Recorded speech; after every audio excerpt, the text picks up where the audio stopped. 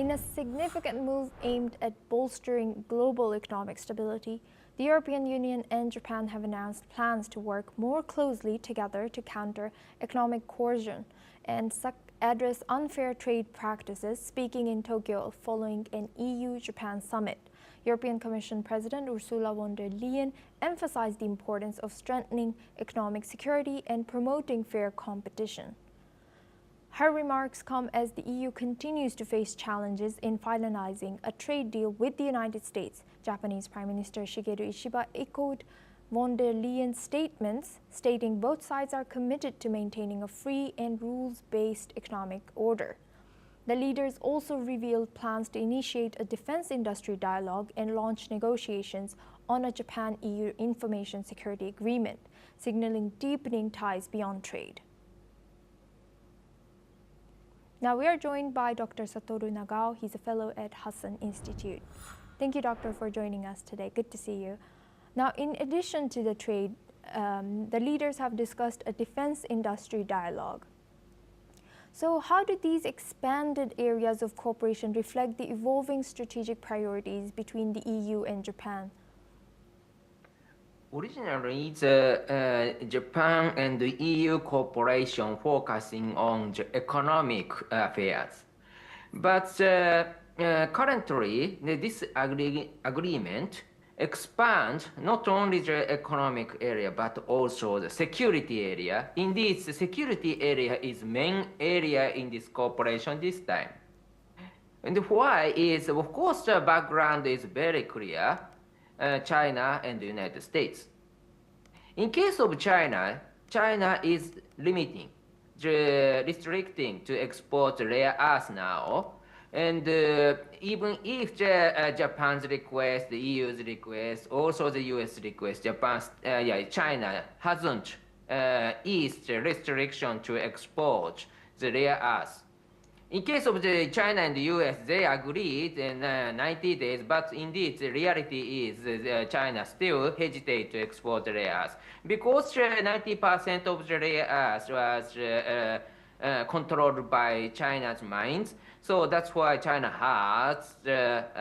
tried to exploit such kind of status, and that is a very big matter. And rare earth is main source of the high-tech industry, so that's why high-tech products and the car industry also. So rare earth is very important. But at the same time, so weapons also rely on this rare earth. So this is part of the security.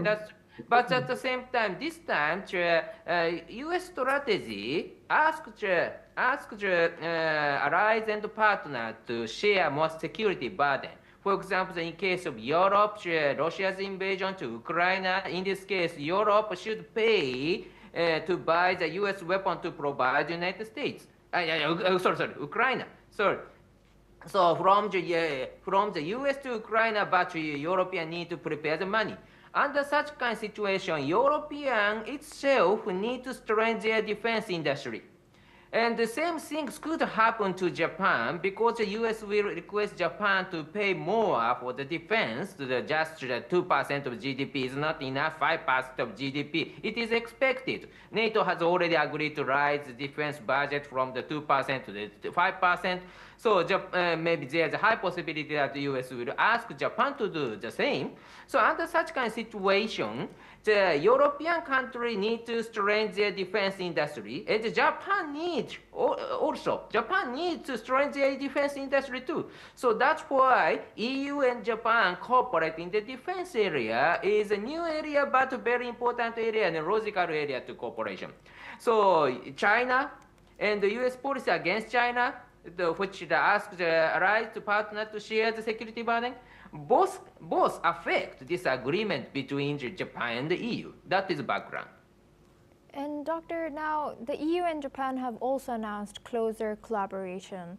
And now how significant is this move for a global economic stability, and what challenges do both sides face in implementing such a strategy?